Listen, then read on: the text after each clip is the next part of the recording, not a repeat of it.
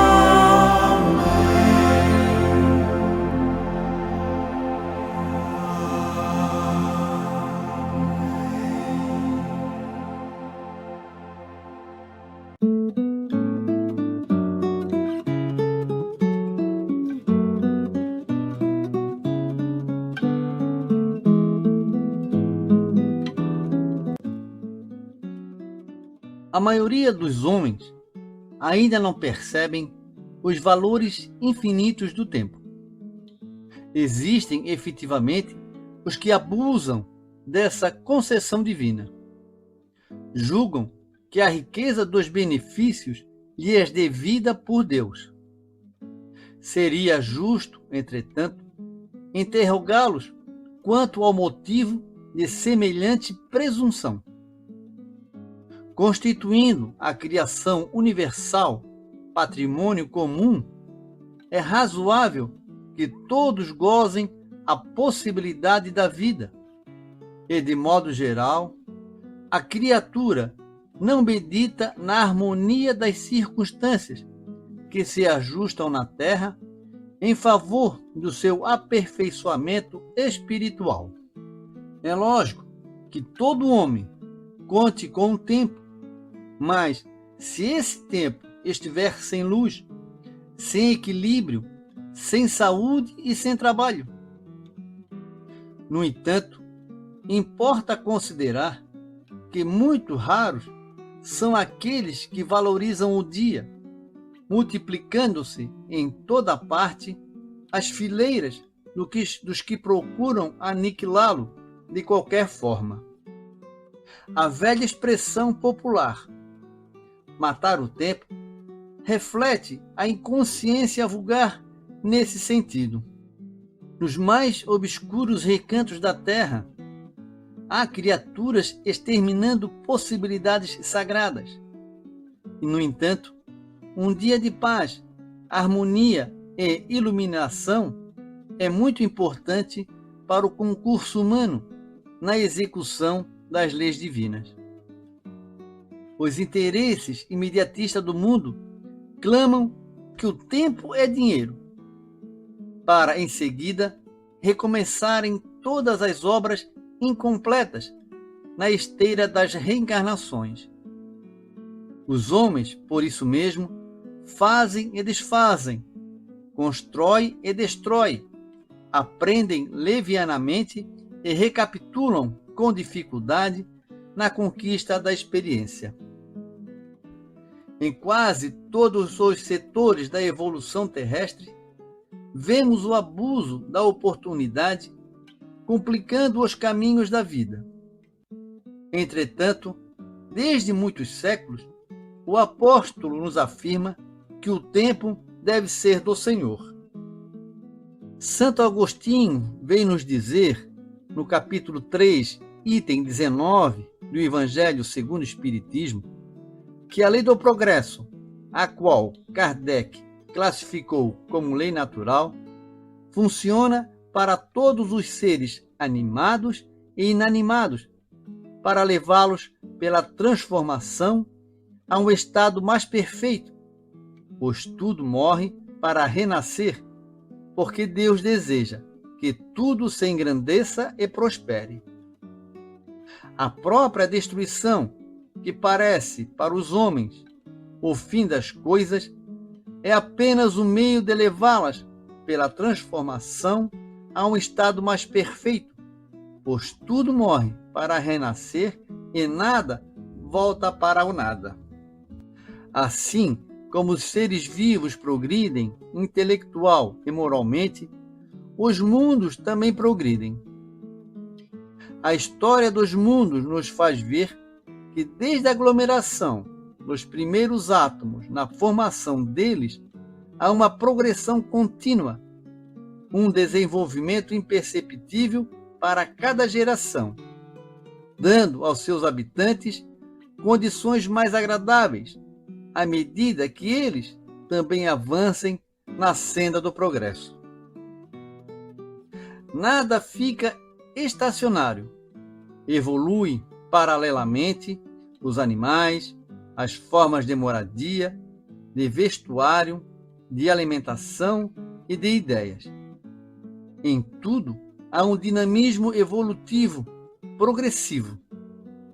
A Terra, com sua humanidade, seguindo essa lei, esteve material, intelectual e moralmente em um estado inferior ao de hoje.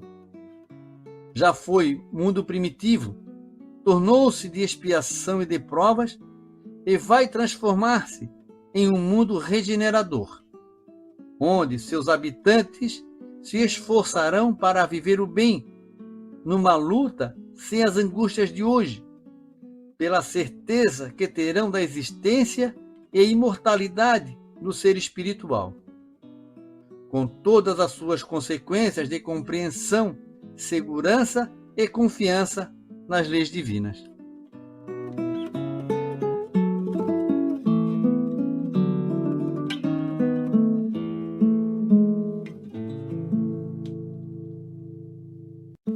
Nos passos da evolução.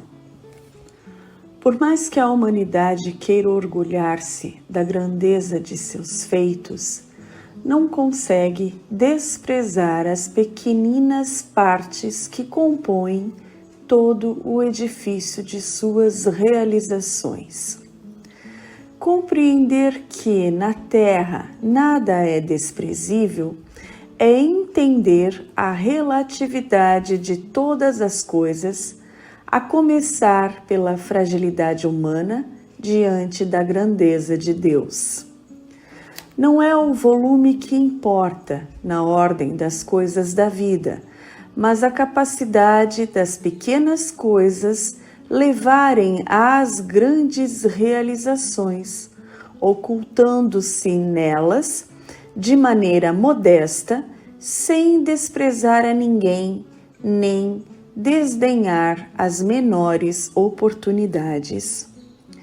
Em qualquer lugar e tempo, o homem não deve agir isoladamente em se tratando da obra divina, que tem como finalidade a perfeição. Por isso, o Criador estabeleceu a cooperação como princípio dos mais nobres, no centro das leis que regem a vida. E vida é trabalho. Tudo se move para a garantia da beleza e sustentação da harmonia do universo. Portanto, quem se esquece de trabalhar não participa do progresso e, aí, os efeitos da evolução fugirão do seu convívio, pois, no incessante movimento do trabalho fraternal e da luz, temos a vida renovada.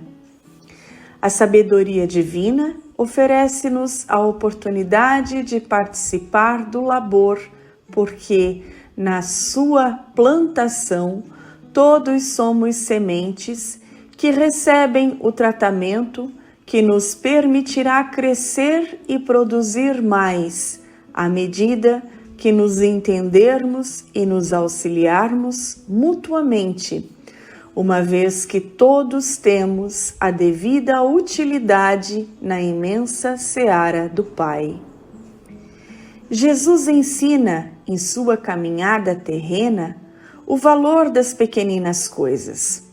O grão de mostarda na fé, a débil candeia iluminando a todos, a singeleza da pesca valorizando os pescadores, a miséria intelectual dos escolhidos para serem seus seguidores no contato com os desvalidos e estropiados. Sendo assim, é muito importante que o nosso entendimento possa apresentar meios de auxiliar o companheiro, valorizando-o nas suas tarefas diárias, sem desalentá-lo, pois todos recebemos do alto os estímulos para a compreensão da vida futura, tendo em vista que somos herdeiros do nosso passado delituoso, hoje projetado em nossa economia existencial. Dessa forma, a vida nos responderá, agindo em todas as coisas e em todas as criaturas, segundo a natureza de nossas obras. Aprender a ser pequeno é a tarefa que se impõe aos que desejam ser grandes, sempre, e que já perceberam que todas as suas glórias não foram capazes de trazer a paz ou a felicidade. Aprendemos, portanto, a reconhecer a importância da boa vontade na execução das coisas mínimas, nas nossas tarefas e nas dos outros. Um sábio não pode se esquecer de que um dia necessitou aprender com as letras simples do alfabeto. Entretanto, há ainda homens que, com falsa superioridade, zombam das tarefas humildes como se elas não fossem necessárias ao bom êxito dos trabalhos de maior envergadura. Lembremo-nos de que a mais organizada e poderosa empresa não prescinde do funcionário da faxina, pois não há empresa sem funcionário, embora exista operário sem empresa. Além disso, nenhuma obra é perfeita se as particularidades não forem devidamente consideradas e compreendidas. Em todo trabalho honesto, onde há cooperação fraternal, recebemos de Jesus o esclarecimento acerca do que nos convém fazer. Acerca de tudo, o trabalhador divino pede a luz da sabedoria a fim de aprender a semear o amor em companhia do Mestre. Assim, colaborar no bem para o progresso geral é conhecer a utilidade das nossas próprias ações, onde estivermos, mas sem as paixões destruidoras que nos prendem na cela estanque do egoísmo e do isolamento. Apequenando-nos, sobretudo, para ajudar, sem perder altura, é assegurar a melhoria de todos, acentuando a própria sublimação. Peçamos, então, ao Pai Celestial que, na execução das nossas tarefas diárias, possa nos proteger das particularidades em desacordo com os seus propósitos soberanos e justos, rogando-lhe visão e lucidez para todos nós. Tenhamos em mente que só o culto infatigável do entendimento pode nos garantir equilíbrio indispensável para que a nossa existência seja enriquecida de bênçãos e alegrias onde estivermos, hoje e sempre.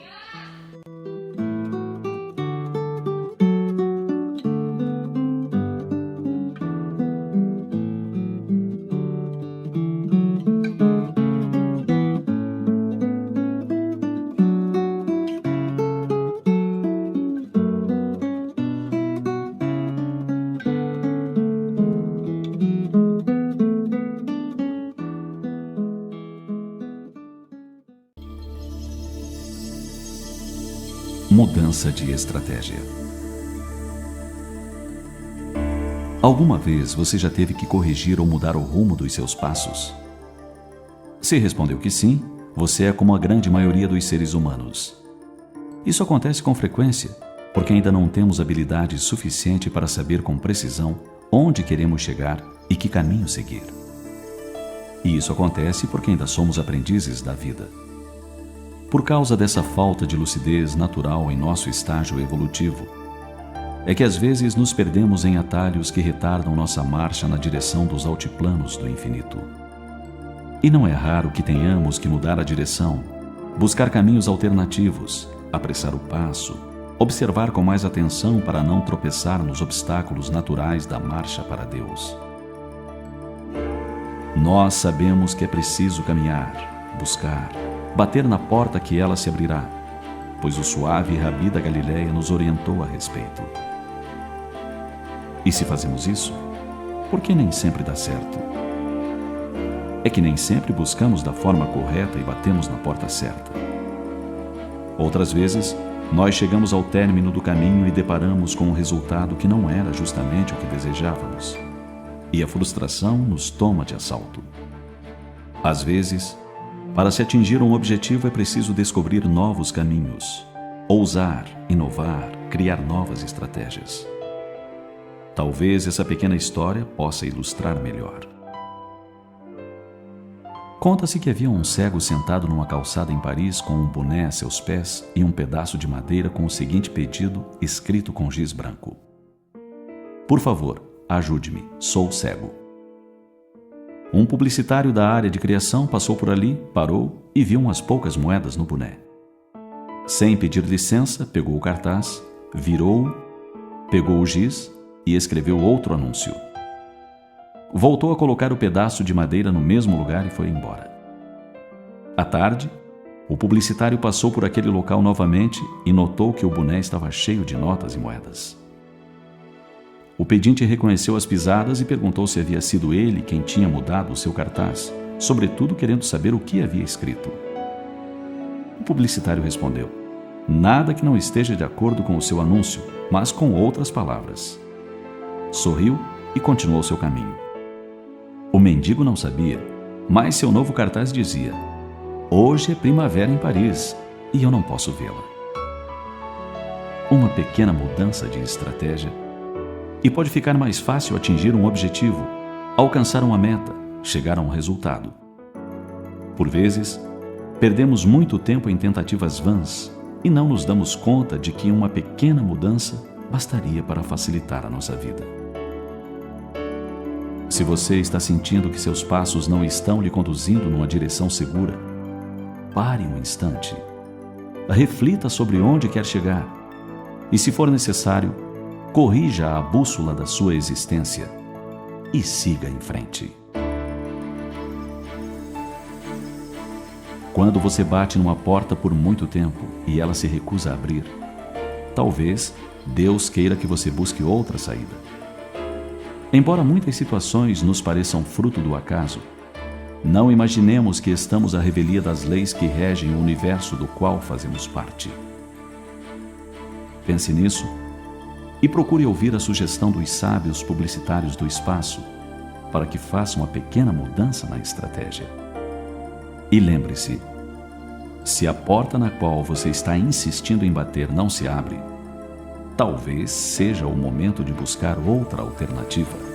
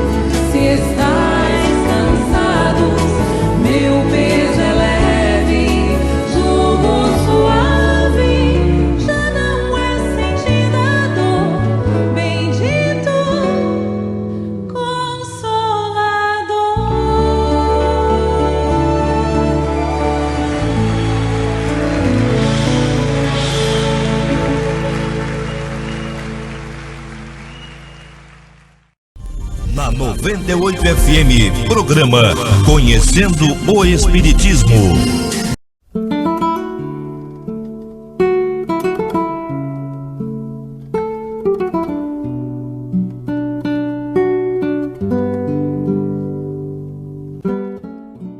Há muitas moradas na casa de meu pai. Diferentes estados da alma na erraticidade. A casa do pai é o universo.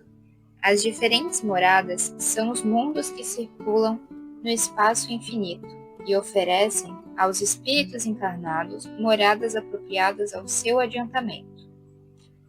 Independentemente da diversidade dos mundos, essas palavras podem também ser entendidas como o estado feliz ou infeliz do espírito na erraticidade. Segundo ele, seja mais ou menos depurado e desligado dos laços materiais, o meio em que se encontra, o aspecto das coisas, as sensações que experimenta, as percepções que possui, variam ao infinito, enquanto que uns não podem se distanciar da esfera em que viveram, outros se elevam e percorrem o espaço e os mundos. Enquanto certos espíritos culpados erram nas trevas, os espíritos gozam de uma claridade resplandecente e do sublime espetáculo do infinito. Enquanto, enfim, que o mal, atormentado de remorsos e de lamentações, frequentemente só, sem consolação, separado dos objetos da sua afeição, geme sob o constrangimento dos sofrimentos morais, o justo, reunido àqueles que ama, goza as doçuras de uma indizível felicidade. Lá também há, pois, várias moradas, embora não sejam nem circunscritas nem localizadas.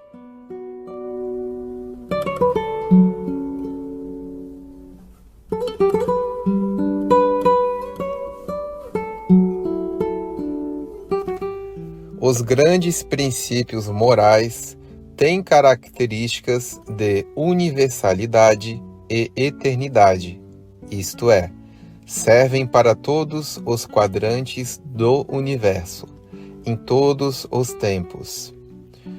O exercício do bem, como caminho para a felicidade, é um exemplo marcante, sempre evocado em todas as culturas e religiões.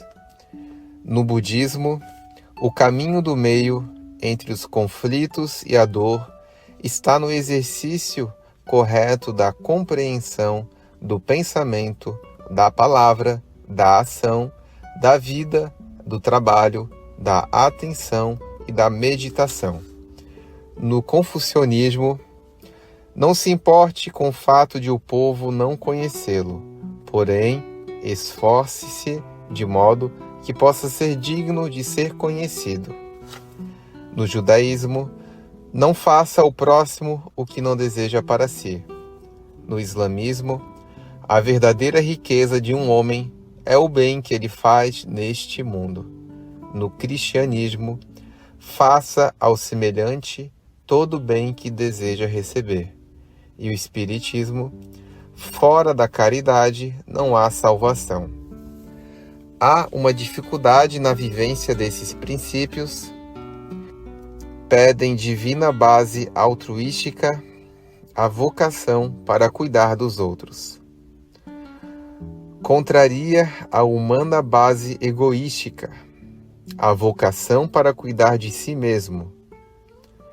Todo o mal do mundo sustenta-se na tendência humana de cada qual resolver-se, quanto aos outros que se danem. Corrupção, adultério, furtos, assaltos, estupros, assassinatos, guerras, massacres, conflitos e todos os demais males que afligem a humanidade inspiram-se nessa maneira de ser. E mais, o egoísmo individual projeta-se no comportamento das nações que elegem por modus operandi tirar todo o proveito possível nas relações internacionais, partindo, não raro, para a agressão, exercitando domínio sobre outras nações. A história é um suceder de guerras entre países, desde as tribos primitivas que disputavam espaço e domínio com o tacape, aos países que o fazem com sofisticados engenhos de guerra que diziam populações e espalham o terror. Isso, supostamente, em nome de melhores condições de vida, em regimes totalitários ou em nome da liberdade, em países que se dizem democráticos. Diz Mahatma Gandhi: que diferença faz para os mortos, para os órfãos e para os despossuídos, se aquela louca destruição se deu em nome do totalitarismo ou do santo nome da liberdade? O grande líder indiano sabia bem do que falava, contemplando o panorama desolador de uma Índia às voltas com conflitos religiosos e políticos que acabaram por dividir o país, dando origem ao Paquistão. E isso, longe de acalmar os ânimos e ambições, como previra Gandhi, apenas os acirrou, sustentando intermináveis pendências entre as duas nações, sempre à beira de um conflito armado, hoje de perspectivas horripilantes, já que ambas possuem um arsenal de bombas atômicas. Tudo isso porque tanto lá quanto em qualquer país envolvidos em pendências, o egoísmo está presente nas mesas de negociações, recusando acordos que não privilegiam basicamente os interesses e ambições dos participantes. Quando esse desvio for corrigido, invertida essa tendência, isto é, quando aprendermos a pensar nos outros e que se danem os interesses pessoais, estaremos construindo na terra o reino de Deus. Essa a regra de ouro do cristianismo. Esse é o empenho a que somos convocados permanentemente onde estivermos, junto à família, na vida social, na profissão, na atividade religiosa, fazendo pelo próximo todo o bem que gostaríamos nos fosse feito. Na medida em que se dissemine esse altruísmo individual, acabará se projetando na consciência das nações, favorecendo o fim dos conflitos, das loucuras, da guerra. Então, a paz reinará, finalmente, soberana no mundo. Certamente, isso não vai acontecer do dia para a noite. Muita água vai rolar no rio do tempo, até que o altruísmo esteja na consciência dos povos. Mas, enquanto isso não acontece em nível coletivo, podemos fazê-lo tranquilamente em nível individual, sob inspiração da doutrina espírita, que nos oferece uma visão muito clara dos tormentos a que estão destinados, no mundo espiritual, os egoístas. Conscientes de nossas responsabilidades, sejamos os vanguardeiros dessa transição do egoísmo para o altruísmo, cultivando o esforço do bem. Assim, antes que o reino de Deus se instale na terra, haveremos de edificá-lo em nosso próprio coração. Antes que a paz se estenda aos homens, teremos pacificado a nós mesmos.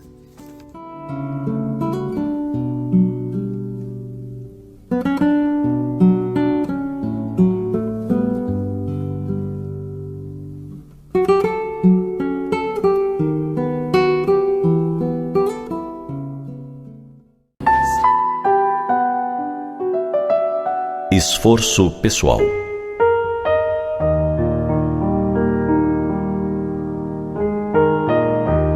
As grandes conquistas da humanidade têm começo no esforço pessoal de cada um. Disciplinando-se e vencendo a si mesmo, o homem consegue agigantar-se, logrando resultados expressivos e valiosos.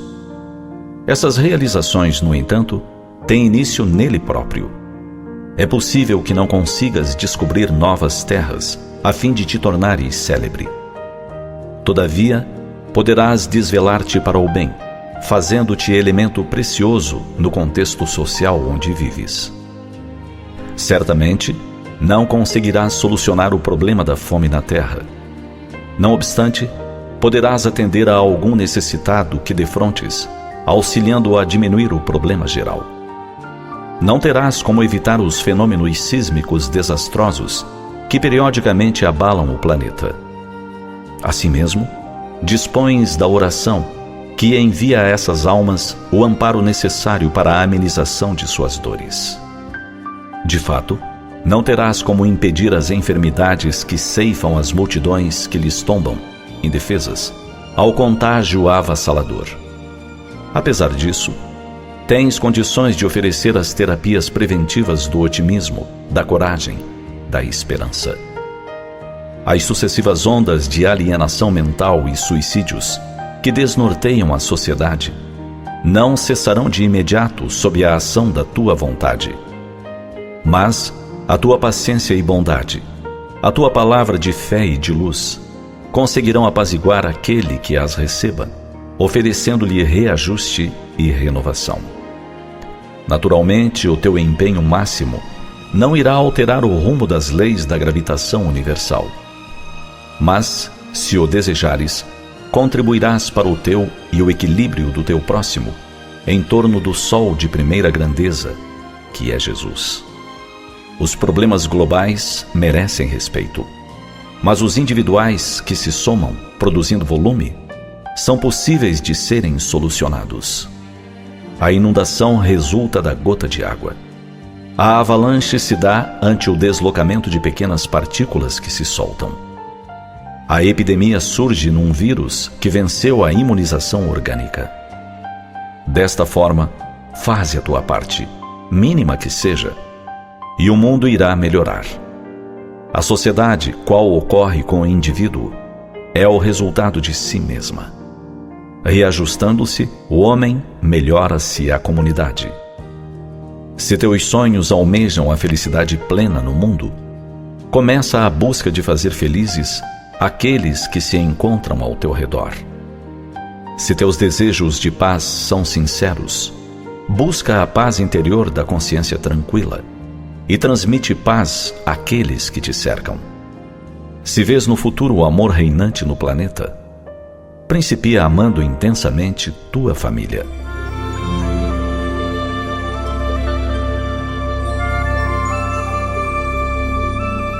A escuridão não mais existe quando na presença de uma minúscula faísca.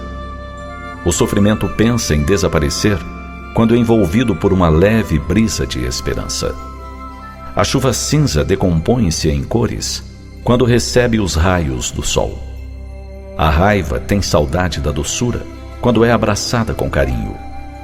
A escuridão, o sofrimento, a chuva, a raiva, todos eles passam. Pensa nisso.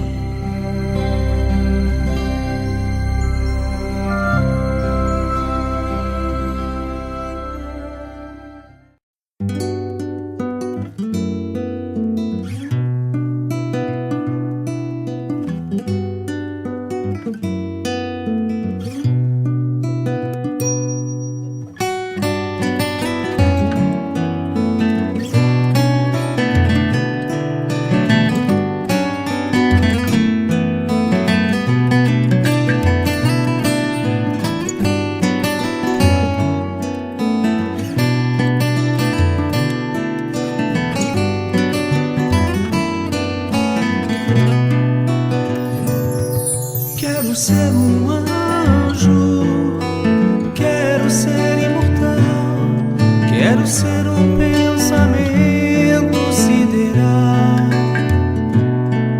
quero viajar na velocidade da luz, ir aonde o pensamento me conduz.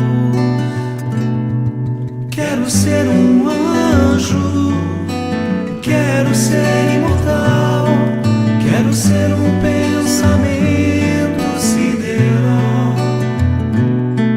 Quero viajar na velocidade da luz, ir aonde o pensamento me conduz. Me leva até onde o céu está. Nem dor, nem medo não.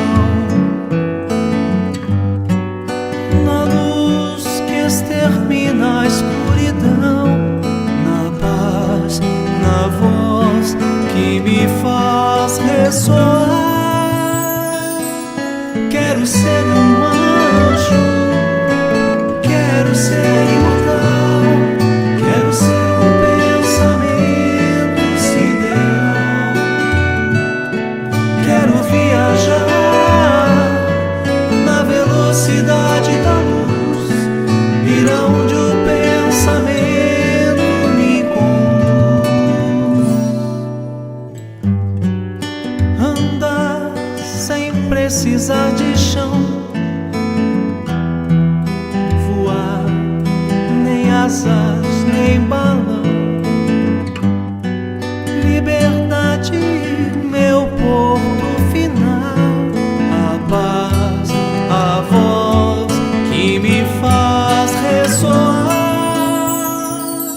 Quero ser um anjo, quero ser imortal, quero ser um pensamento sideral. Quero viajar na velocidade da luz, ir aonde o pensamento me conduz. Quero ser um anjo, quero ser imortal, quero ser um pensamento sideral. Quero viajar na velocidade da luz, ir aonde o pensamento me conduz.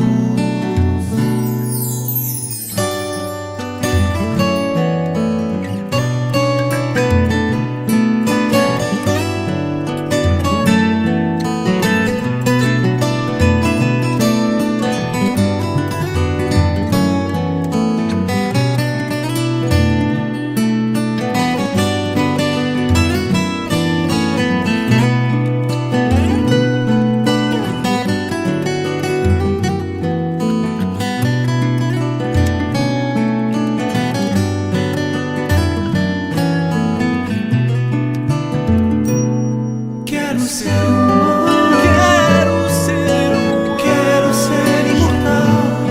quero ser um pensamento sideral. Quero viajar na velocidade da luz, ir aonde o pensamento me conduz. Quero ser um anjo, quero ser imortal, quero ser um pensamento sideral. Quero viajar na velocidade da luz, ir aonde o pensamento me conduz. Um anjo imortal, um pensamento sideral.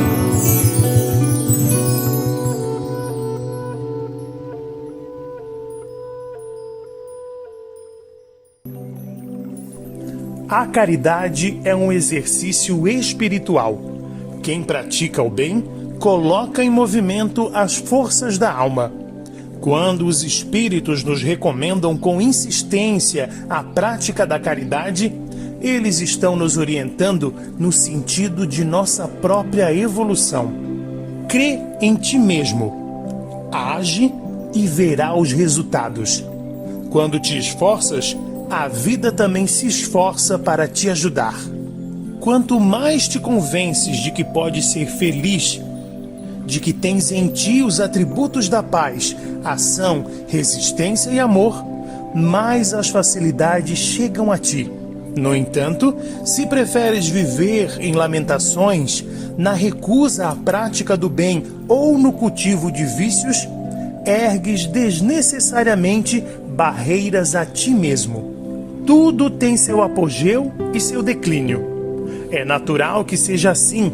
Todavia, quando tu parece convergir para o que supomos o nada, eis que a vida ressurge, triunfante e bela. Novas folhas, novas flores, na infinita bênção do recomeço. Chico Xavier. Campanha contra o suicídio.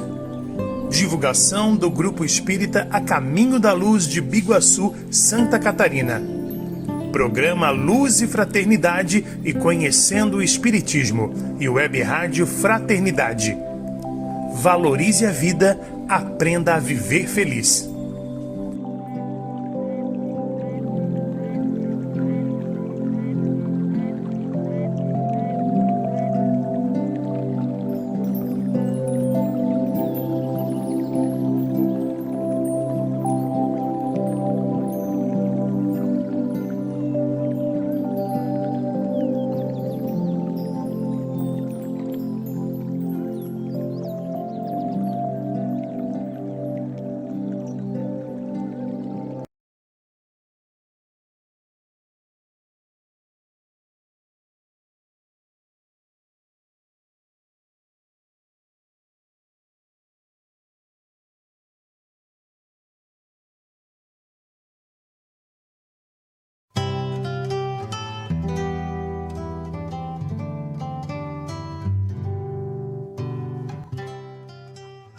Na consciência. Deus, nosso Pai, criou o universo e tudo o que nele se encontra, seja espiritual ou material. Criou os espíritos em condição de igualdade, simples e ignorantes, atribuindo-lhes a imortalidade e a perfectibilidade com as vistas à sua permanência e evolução intelectual e moral. Criou as leis naturais que permitem as atividades dinâmicas do universo, propiciando a habilidade e sustentabilidade indispensáveis à existência e sobrevivência de todos os seres. Dentre as leis naturais, encontram-se também as leis morais, que norteiam o relacionamento entre todos os seres humanos, indicando o que devem fazer ou deixar de fazer, no seu próprio interesse e no interesse da coletividade e do ambiente físico em que se encontram. Para que não ficassem desconhecidas e cumprissem os seus objetivos de dar um sentido à existência humana e de orientar o espírito em sua caminhada ascensional rumo à própria perfeição, Deus escreveu as suas leis na consciência do homem. Assim, quando o ser humano tem interesse em saber se está no bom ou no mau caminho, se a sua decisão é correta ou não, e se seu gesto colabora ou não com a harmonia do universo, basta ouvir e sentir a sua consciência. Para tanto, é necessário que ela possa manifestar-se livremente, sem as injunções e pressões do orgulho, do egoísmo, da vaidade ou da prepotência, que obscurecem a compreensão da existência e mantêm o homem na cegueira espiritual e moral. Trabalhemos, pois, exercitando-nos na prática do bem, auxiliando, atendendo e amando o nosso próximo, a fim de construirmos gradativamente, com perseverança, os hábitos da humanidade, do altruísmo, da simplicidade e da mansitude, para que nossa consciência brilhe em toda a sua plenitude, clareando-nos o caminho com as leis de amor, com as quais Deus, nosso Pai e Criador, estabeleceu a harmonia do universo.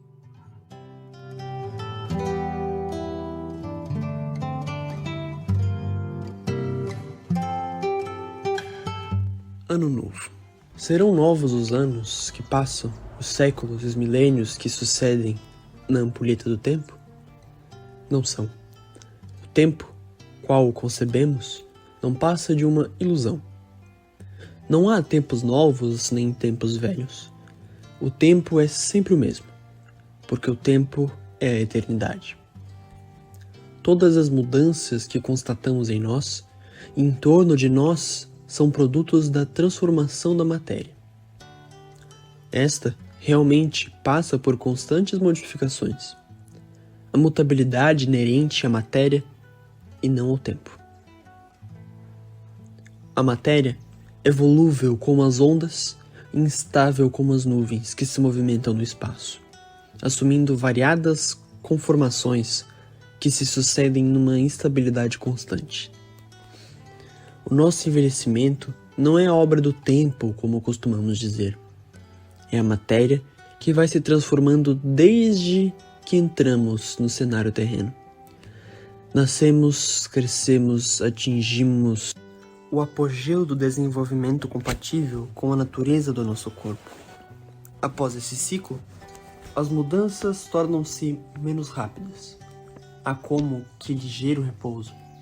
Depois, segue-se a involução, isto é, o curso descendente que nos leva à velhice, a decrepitude e a morte, quando esta não intervém acidentalmente, pelas moléstias, cortando o fio da existência em qualquer de suas fases. Todos esses acontecimentos nada têm que ver com o tempo. Trata-se de manifestações da evolução da matéria organizada, vitalizada e acionada pela influência do espírito. O espírito é tudo. Por ele e para ele é que as moléculas se agrupam, se associam, tomando forma, neste ou naquele meio, na Terra ou em outras infinitas moradas da casa do Pai, que é o universo. Na eternidade e na imensidade incomensurável do espaço, o espírito se agita procurando realizar o senso da vida, que é a evolução. Para consumá-la, percorre as incontáveis terras do céu. Veste e despe centenas de indumentos, assumindo milhares de formas e aspectos.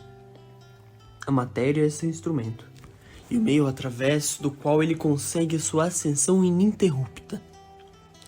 Nada significam, portanto, os anos que passam e os anos que despontam dos calendários humanos.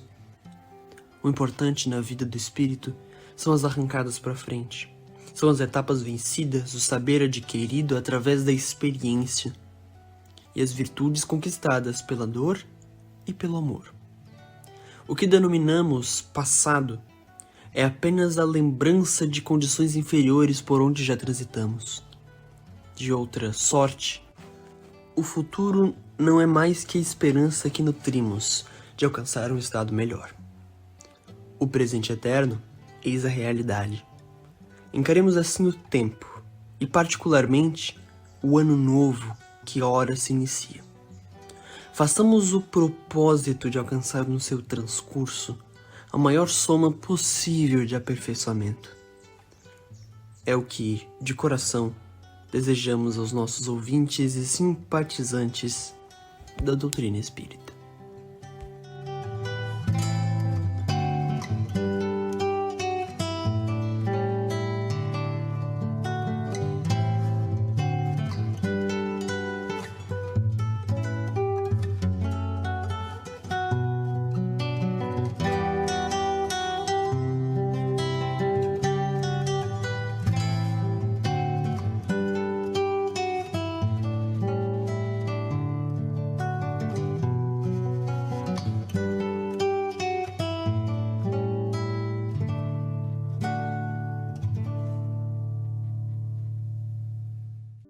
Carta de Ano Bom, Casimiro Cunha.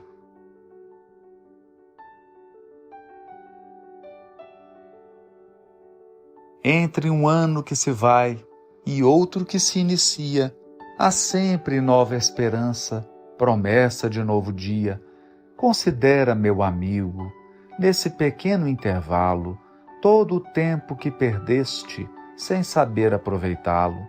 Se o ano que se passou foi de amargura sombria, nosso Pai nunca está pobre do pão de luz de alegria.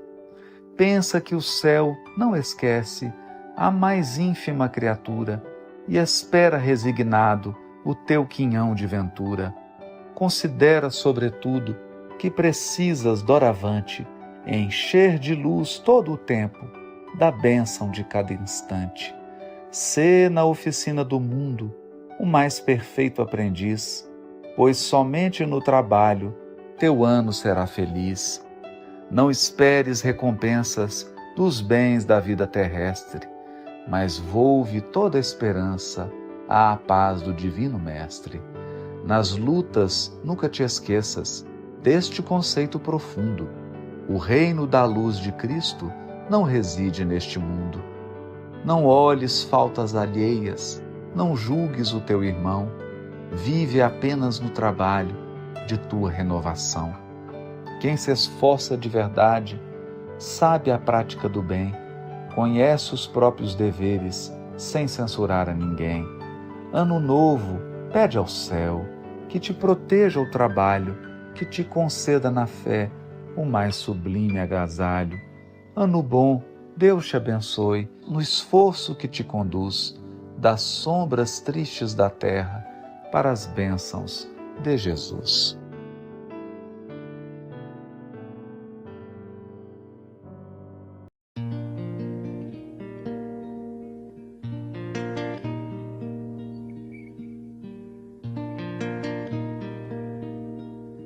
Eu só peço a Deus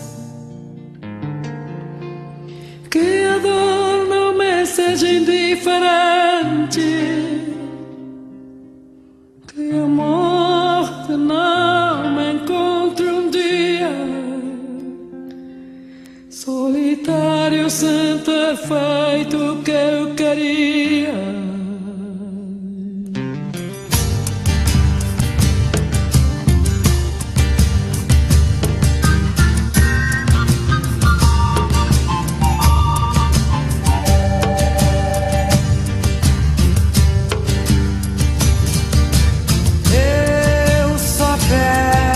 A Deus que a dor não me seja indiferente, que a morte não me encontre um dia solitário sem ter feito o que eu queria.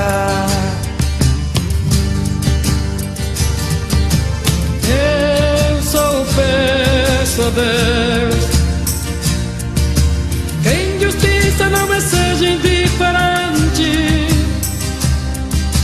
pois não posso dar a outra face se já fui machucado brutalmente.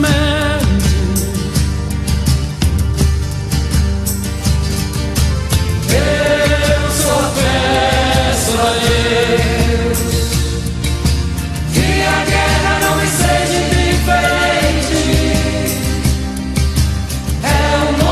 Grande, pisa forte, toda fora e inocência desta gente. É um monstro grande, pisa forte, toda fora e inocência desta gente.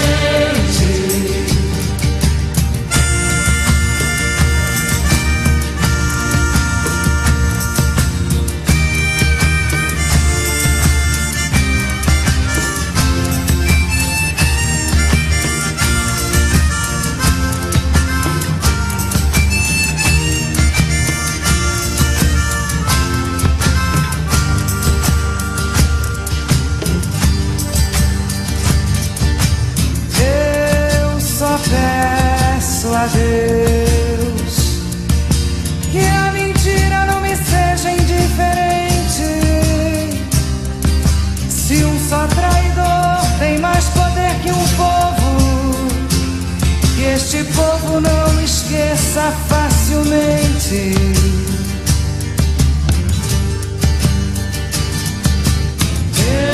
Eu só peço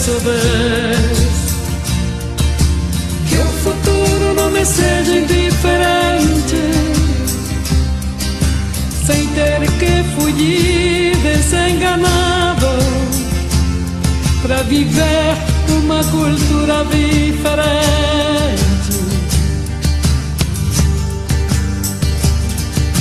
Solo he pido a Dios que la guerra no me sea indiferente. Es un monstruo grande y pisa fuerte toda la progresencia de la gente.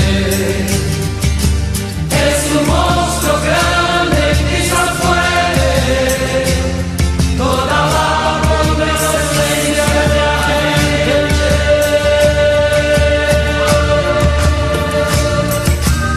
Muito obrigado, Beth, por haberme convidado para cantar para su público en esta noche no Rio de Janeiro.